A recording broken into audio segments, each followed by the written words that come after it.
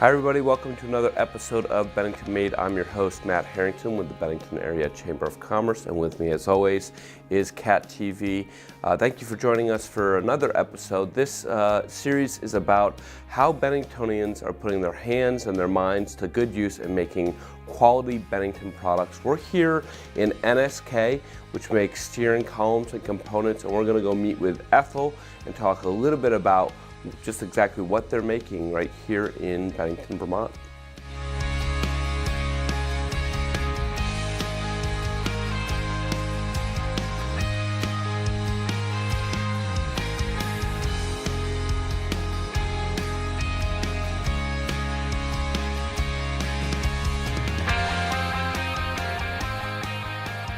So Mike, thank you for having us here at NSK. Nice to see you, Matt. Talk to us a little bit about what NSK does and why here in Bennington, Vermont. So NSK have been here in Bennington, Vermont since 1989. They were the first steering plant of the NSK Corporation from Japan, set up outside of Japan, which is quite an achievement. To still be here almost 30 years later is fantastic. Yeah. It shows, it's testament to the way that the plant's been able to change as trends and technologies have changed, and we want to see that continue. Well, everyone who works here understands that the steering column that we manufacture, or the parts of the steering column, are invisible to the driver, but they're the part that connects your hands on the steering wheel to the road wheels. And they've got a vital function. You know, they must operate all the time, must never jam, they've got to absorb energy in a collision, they perform many functions. And that means that the job we do is deemed safety critical, and we've got to get it right every time. So without a professional and passionate approach to quality, we couldn't survive in the business world. So we've had to develop that, sustain it, and we want to make that grow in the future. This is our safety dojo. We have the fire and MSDS labels in that section. We have all of our ladder safety and PPE, which is our personal protective equipment, including all the gloves, anything to cover your face, the glasses and the hard hats and everything, and certain what cutting devices are safe and which are not.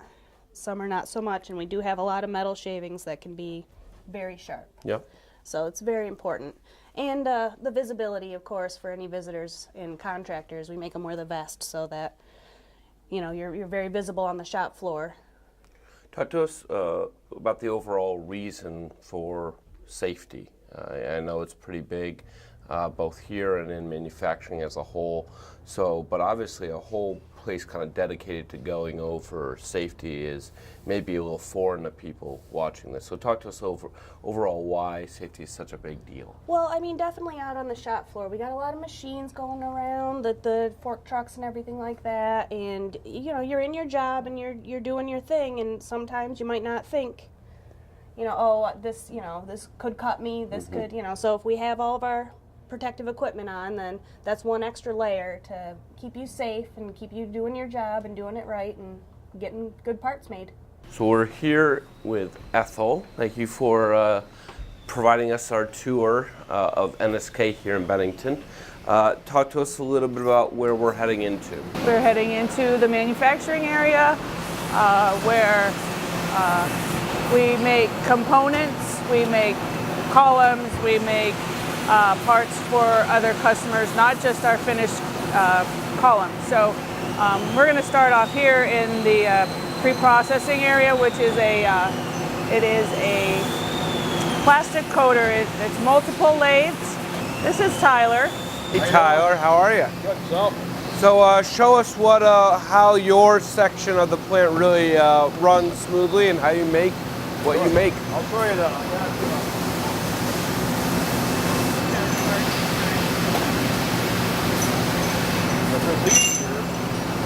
Show you this one. This is the process here. Start out with a piece of raw material, go through a press, reduce it. Then go through another set of presses and put some twine on. And after that, it goes through our lathe, it's cut the length. Then it goes through the coater here. Puts a duration on it, blasts it, cleans it, coats it. This is my final product right here that I run over here. How long does this process all take? From start to end, not long, probably 15 minutes. Okay. And how many of these do you produce a day? I produce about 14. Wow. Wow. You know, this actually is our newest, it's been here for a bit, but it's one of our newest, it's the Takama. And this is basically a one-man operation from beginning to end. And the process is down here on the, I can show you what it does. But there's multiple lathes. This is somebody that's developed in the organization that we basically can spend time, 6 to 9 months training. Down at the other end where plastic coated were and swedging, those take about 6 to 9 months for the full training process. This is a very important job. It is, because it's the parts that go into our final assemblies as well as to the shafts. So the swedgers are German technology. I know we're a Japanese company. Yep. Well, you're borrowing. Right. But basically the swedger takes the raw material and does basically the same thing as the lathes do, but it's a heated process. And then you can see that it's passing the part, doing the next step. It's a different type of automation. This material feeds the rest of our plant as well as Dyersburg, Tennessee. We have a lot of women that do the machinery processing versus the assembly. And these are technical jobs that they've learned. A lot of the learning takes place right in here. It's more of what they have or what they bring to the table if they can do the job, because you have to be able to troubleshoot.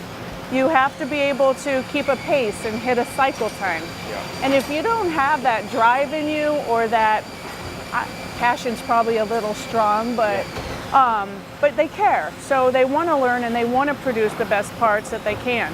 This is a lathe. Basically, the lathe shaves the material and produces the parts that go into our other products. This is one of our auto cells, and this is a Robotics doing a process that we actually did manually for many, many years. And many years of, people having shoulder or, elbow injury, because it is about the fit and the feel and the slide of the parts. So you still need a body, a person that knows their job, knows their process, knows their machine, to be able to produce the quality parts. So a lot of people ask, will robots take over? They can only do so much, because a lot of the components within the steering systems are fit and feel. When you drive your car, you don't want to feel a click, you don't want to feel a click. And so a person is really the, and that's hard. That's one thing that's very hard to teach people, especially the newer generations coming in, because these people have been doing it so long. It's just as comfortable. Right. It's very in depth of the process, the threading. We have pressing. This is what a veil does. It forms the metal and presses it down. And then we have stuff, that does the rest of the work. I just wanted to get a little picture of that. So this is more of that's a hollow shaft. I mean, there's so many different sizes and variations. Well, there is some craftsmanship and some beauty to it. There is. Absolutely. This is rather shiny. So this goes through a grinding process, which the grinders are, it's a pretty beastly machine.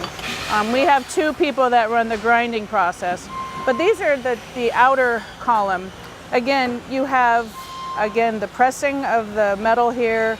You have the lathes creating the holes and from right inside creating that press as well. So there's a lot. And I think what happens in here in this town is people don't realize how technical we really are. That we produce this. This area is our I-shaft, EPS I-shaft area. This is the intermediate shaft that goes into the Toyota Highlander. This is the CMF Lone Rogue, and then the Honda Pilot. This is a little bit more of that technical area. It's a cross between assembly and then components. because they actually bring the steering column to how you steer your car. This is the ERR number 1, which means electric reach and rake, which means it is a motorized column that goes into our Nissan products. Okay. So as you can see, everybody wears a hat here. Everybody's in uniform. The people that don't have a uniform are the temporaries that we use between the 2 temp agencies in town, and we would not have survived without them. So they're a very important part of our team. But we basically, it starts being built at this end, goes through the process, and they pass parts apart. They also have quality inspection as they're passing those parts, as well as working safely. So there's a lot it takes to be a technician here, because you have to have the energy to be doing repetitive motion. You have to be able to memorize and know what you're doing and understand why it's part of the process, because this is inside the car that people don't see, and it's safety critical. This is where they simulate the sound of the column, the motorized, as well as doing a final quality check. It's a simulation as if it's in the vehicle. And then there's a final inspection at the end. That's checking the motors for clicking, because this is one of those cars you're going to get in the car and it's going to adjust for you. Yeah. This is another column, a smaller manual column assembly. It's the RDX, it goes in a Honda. The manual reach and rake versus the electric. We have an end-of-line inspector, as you can see, with the quality on his back. He's double checking to make sure all of the product that goes into the shipment containers is proper and on quality made. So this is being shipped all around the world eventually, right? So a lot of incoming parts from, from China, Taiwan, Japan, from American Made as well. And then so that's incoming. Outcoming, we obviously have our finished goods, and then, the parts that go out to Dyersburg and the component pieces. I believe that this is a very important part of the business, because this is how the material flows, and I think we've become very, very efficient in our material handling because of the getting it to the lines and keeping the lines running and getting it out of there and getting it shipped. So that's a big part of our success. Oh, yeah. And so we, like I said, we use tuggers, and then we use the fork trucks to move the finished goods. We're here in front of the workers board, and obviously made up of a lot of greatly skilled and competent Benningtonians putting the steering columns and components together. Talk to us a little bit about just the impact that NSK has, the workers here right in the Bennington community. So we produce output at 400,000 a day. So that impact hits employees' paychecks, and then that basically gets fed into the community through grocery shopping, other businesses, appliances.